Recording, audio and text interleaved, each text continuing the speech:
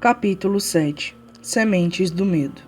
Seguidamente, fico imaginando por que a sua oposição, que nós humanos chamamos de Deus, simplesmente não aniquila você. Você sabe me dizer por quê? Porque a força é tanto dele quanto minha. Essa força está tão disponível para ele quanto está para mim. E é exatamente isso que venho tentando fazer você entender. A força mais poderosa no universo pode tanto ser usada com objetivos construtivos e positivos, através do que os humanos chamam de Deus, quanto com objetivos estritamente negativos, através do que vocês chamam de diabo. E ainda tem algo mais importante que você deve saber. Essa força pode ser usada por qualquer ser humano, de forma tão efetiva quanto eu ou Deus podemos. Você faz uma afirmação que não me parece muito palpável. Você tem como provar o que está afirmando? Sim, mas seria muito melhor se você provasse por si mesmo. A palavra do diabo não me parece que tenha muita validade entre vocês, humanos pecadores. Nem a palavra de Deus. Na verdade, vocês temem o diabo e não confiam no seu Deus. Por isso vocês têm apenas uma fonte disponível através da qual vocês podem se apropriar do benefício da força universal, que é justamente confiando e usando a sua própria força do pensamento. Esse é o caminho direto para a central universal de inteligência infinita. Não há outro caminho disponível a ser trilhado para qualquer ser humano. Por que nós, seres humanos, não achamos o caminho para a inteligência infinita antes? Porque eu os interceptei primeiro e os tirei do caminho, plantando nas suas mentes pensamentos que destroem a sua força de tal forma que vocês não conseguem usar a sua mente de forma adequada. Fiz com que fosse atrativo para vocês usar o poder da inteligência infinita a fim de obter fins negativos, através da ganância, da avareza, da luxúria, da inveja e do ódio. Lembre-se, a sua mente atrai aquilo que ela mais enfatiza, para mantê-los longe da minha oposição. Tudo o que eu tinha que fazer era alimentá-los com pensamentos que fossem úteis à minha causa. Se eu estou entendendo, o que você quer dizer é que nenhum ser humano precisa temer o diabo ou se preocupar em bajular a Deus? É precisamente isso. Essa admissão pode afetar minha reputação, mas também, ao mesmo tempo, pode atrapalhar a minha oposição, já que ela abre espaço para enviar mais humanos diretamente para a fonte de toda a força. Em outras palavras, se você não pode controlar as pessoas através de subornos negativos ou pelo medo, então você quer realmente chutar o balde e mostrar às pessoas como ir diretamente a Deus? Por algum acaso você também é político? A sua técnica me parece estranhamente familiar. Eu na política? Se eu por acaso não estou na política, quem você acredita que começa as crises econômicas e força as pessoas a entrarem em guerra? Você com certeza não acha que isso é papel da minha oposição. Conforme já lhe disse, possuo aliados em todos os setores da vida que ajudam a me conectar com outros tipos de relações humanas existentes. Por que você não toma conta de todas as igrejas e as usa diretamente para a sua causa? Você acha que eu sou um idiota? Quem manteria vivo o medo do diabo se eu subjugasse as igrejas? Quem serviria de isca para atrair a atenção das pessoas enquanto eu manipulo as suas mentes? Se eu não tivesse algum tipo de agente através do qual eu pudesse semear as sementes do medo e da dúvida? A coisa mais inteligente que eu faço é justamente usar os aliados da minha oposição para manter sempre vivo o medo do inferno nas mentes das pessoas. Enquanto as pessoas temerem algo, não importa o que, eu manterei meu controle sobre elas. Estou começando a entender o seu esquema. Você usa as igrejas para plantar a semente do medo, da incerteza e da indefinição nas mentes das pessoas. Esses estados negativos da mente fazem com que as pessoas formem o hábito da alienação. Esse hábito acaba cristalizando-se permanentemente através do ritmo hipnótico. Então a vítima torna-se indefesa para se ajudar. Isso está correto? O ritmo hipnótico, então, é algo para ser observado e respeitado? O melhor modo de dizer a verdade é que o ritmo hipnótico é algo a ser estudado, entendido e voluntariamente aplicado para que se possa conseguir alcançar metas e desejos determinados. Se a força do ritmo hipnótico não é voluntariamente aplicada para se conseguir fins determinados, ela pode ser um grande perigo? Sim, e também porque ela funciona automaticamente.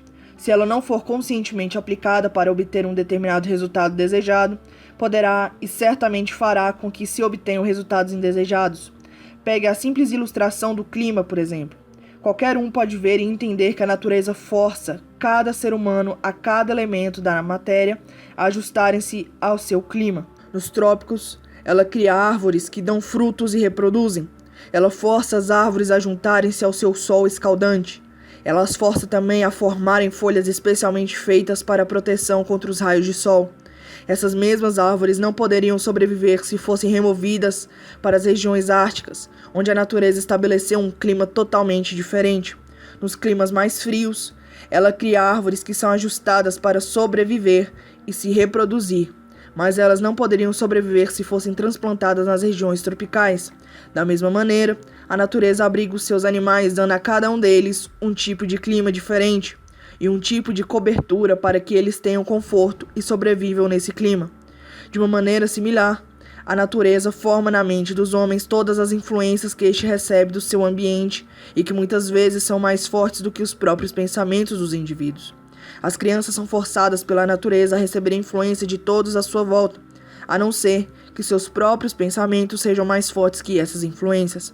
A natureza estabelece um ritmo definido para cada ambiente, e tudo dentro desse ritmo é forçado a entrar em sua frequência.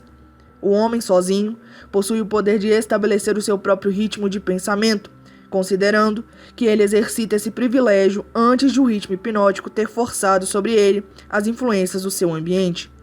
Todas as casas, todos os tipos de negócio, toda cidade, vilarejo e cada rua do centro comunitário tem o seu próprio, definido e discernível ritmo. Se você deseja conhecer a diferença que existe na frequência de ritmos das ruas, dê uma caminhada na Quinta Avenida em Nova York e depois desça uma rua em direção aos bairros pobres. Todas as formas de ritmo tornam-se permanentes com o tempo. Cada indivíduo possui o seu próprio ritmo de pensamento? Sim, essa é precisamente a maior diferença entre os indivíduos. A pessoa que pensa em termos de poder, sucesso, opulência, define um ritmo tal que atrai essas possessões desejáveis.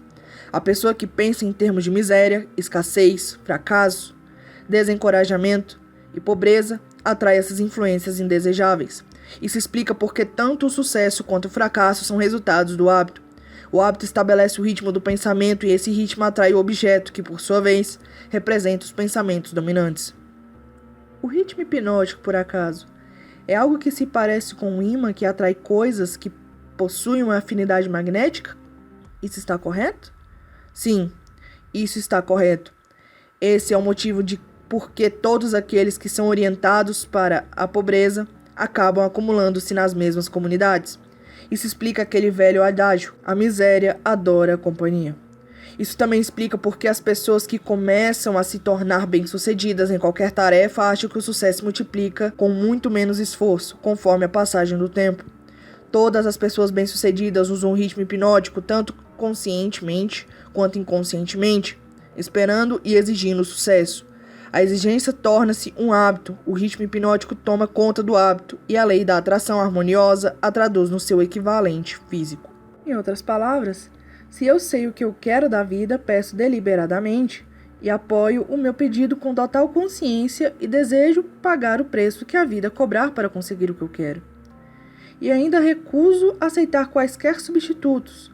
A lei do ritmo hipnótico tomará conta dos meus desejos e me ajudará, pelos meios lógicos e naturais, a transformar esses desejos em realidade física. Isso é verdade? Isso descreve a forma como a lei trabalha. A ciência estabeleceu provas irrefutáveis de que as pessoas são o que são devido a dois fatores principais: a hereditariedade e a influência do ambiente. Elas trazem consigo ao nascer uma combinação de todas as qualidades físicas de seus numerosos ancestrais.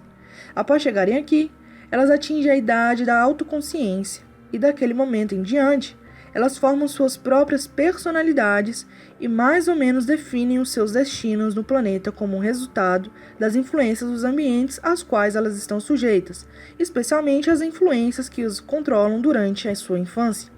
Esses dois fatos foram tão bem estabelecidos que não há o menor espaço, mesmo para qualquer pessoa inteligente, questioná-los. Como pode o ritmo hipnótico mudar a natureza de um corpo físico, que por sua vez é uma combinação de milhares de ancestrais que viveram e morreram antes de se terem nascido? Como pode o ritmo hipnótico mudar a influência do ambiente em que se vive? As pessoas que nascem em meio à pobreza e à ignorância possuem uma forte tendência a permanecerem guiadas pela pobreza e pela ignorância durante toda a sua vida. O que, se é que possível, pode o ritmo hipnótico fazer sobre isso? O ritmo hipnótico não pode mudar a natureza do corpo físico que se herda ao nascer, mas ele pode e modificará, mudará, controlará e fará permanentes as influências ambientais que estiverem à nossa volta. Se entendi o que você quer dizer, das duas uma. Ou o ser humano é forçado pela natureza a aceitar e tornar-se parte do ambiente que ele escolhe, ou as forças do ambiente são impostas sobre ele. Isso está correto, mas há modos e meios pelos quais um indivíduo pode resistir às influências de um ambiente que ele não deseja aceitar. E há também um método pelo qual se pode reverter a influência do ritmo hipnótico partindo do negativo para se alcançar resultados positivos.